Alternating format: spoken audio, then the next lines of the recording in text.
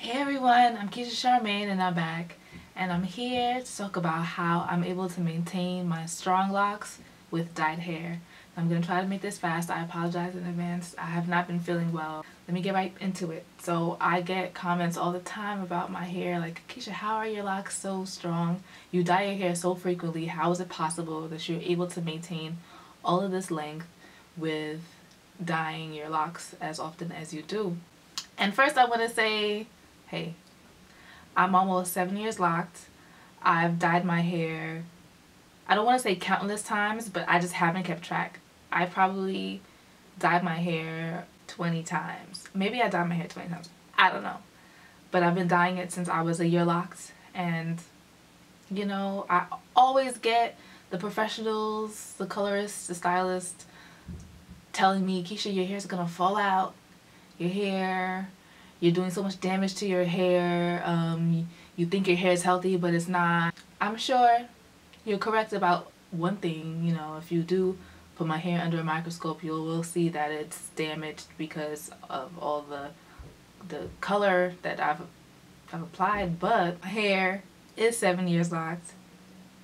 It's almost at my tailbone at the longest parts of it, and it's strong. So I'm not here to tell you that they're wrong. I color my locks myself. I just want to let you know what I do and how I've been able to maintain my locks. So I'm going to talk about my methods of coloring, and then I'm going to talk about my upkeep. So I say this often. I believe that one of the major reasons why my locks have been able to, you know, maintain is because I use box dyes versus bleach. Now, all dyes, maybe except for black dye. Professionals, please leave a comment below. You know, fact check me.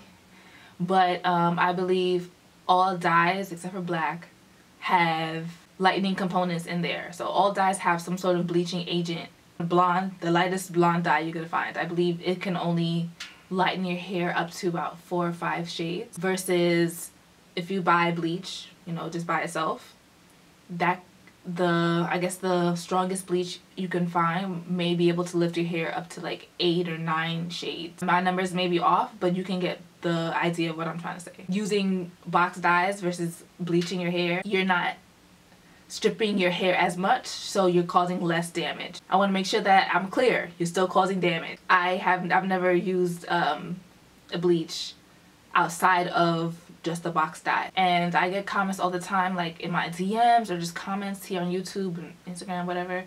People tell me all the time, oh, I just bleached my hair and now my hair is shrinking. I just bleached my hair and now there's thin spots everywhere. I just bleached my hair and my hair's falling out.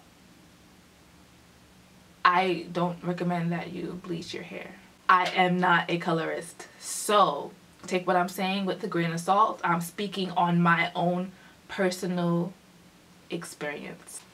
So when applying the dye to your hair, I find it most beneficial when you coat your locks with the dye.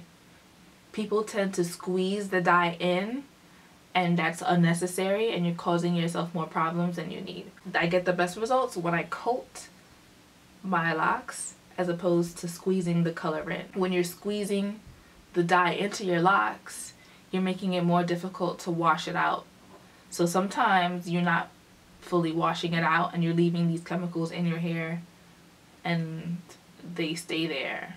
And I could only imagine that it's not, you know, serving any good purpose sitting in your locks, you know, longer than recommended. Just coating your locks with the dye, it will make sure that all of the hairs that are exposed get colored, and there's no need for the locks or the strands that are deep in your locks to get the color. There's no need. You're not gonna see it.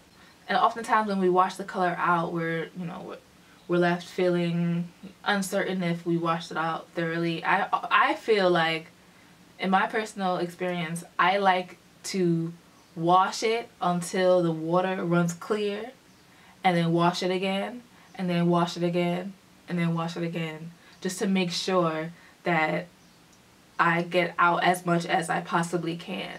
A lot of people are very anti-conditioner when it comes to locks, and I understand because product buildup is a huge issue with locks. However, in my opinion, if you're gonna be coloring your hair, you gotta condition your hair. And I condition my locks, and I condition them every other wash. I don't condition them every single wash because of product buildup, but I have to condition them every now and then, or else my hair will feel brittle. And a lot of people would say, oh, just use a hot oil treatment instead of using conditioner and, you know, help reduce the product buildup. I do hot oil treatments every now and then. Like, the idea doesn't really sit well with me. You know, hot oil, that's how you cook food. Like, you cook food with hot oil. Granted, you're not heating up the oil to the temperatures of that you would use to like fry some chicken. It makes me feel like I'm frying my hair, and that's probably just a psychological thing. Especially if you're coloring your hair a shade like red, or a color like red, whatever shade. Red fades quickly because of the molecules are pretty big, and they tend to fade.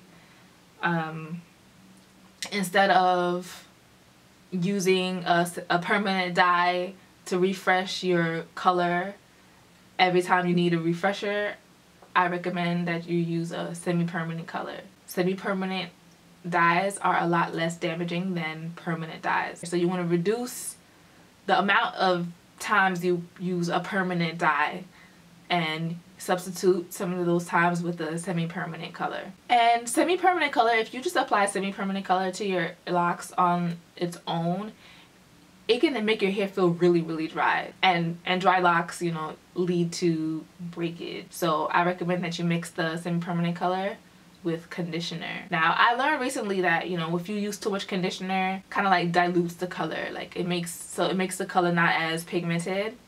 So you want to play around with your color combinations to make sure that you get your desired color with, you know, with still using conditioner. Artificial heat is like a killer for like natural hair. Like, artificial heat can really dry your hair out. It can really leave your hair brittle. So I recommend that, you know, you do your hair in the morning so you have the whole day for your hair to air dry. I know sometimes we're in situations where we just have to use artificial heat. I get it. Like, if maybe you're making curls, or it's like winter, it's really cold, you know. In those situations, in those scenarios, try using low heat. If you have sun, take advantage of the sun. Yeah, so that's pretty much it, guys. That's pretty much it. I don't do anything special. I play around with semi-permanent colors. I just stay away from bleach. I stay away from artificial heat, and I use conditioner. I'm sorry if I had low energy in this video, but, you know, like I said, I'm not really feeling well. Thanks for watching. Make sure you cop my new book, More Than a Hair Journey, The Black Woman's Guide to Self-Love and Lock Maintenance, available on Amazon. Yeah, make sure you're subscribed, thumbs this video up, leave a comment below, follow me on Instagram at KillaDoesThat, follow me on Instagram at LoveLightLocks, and DM me a picture of yourself if you want to be featured on Love Light Lock. Thanks for watching. Love Light Locks.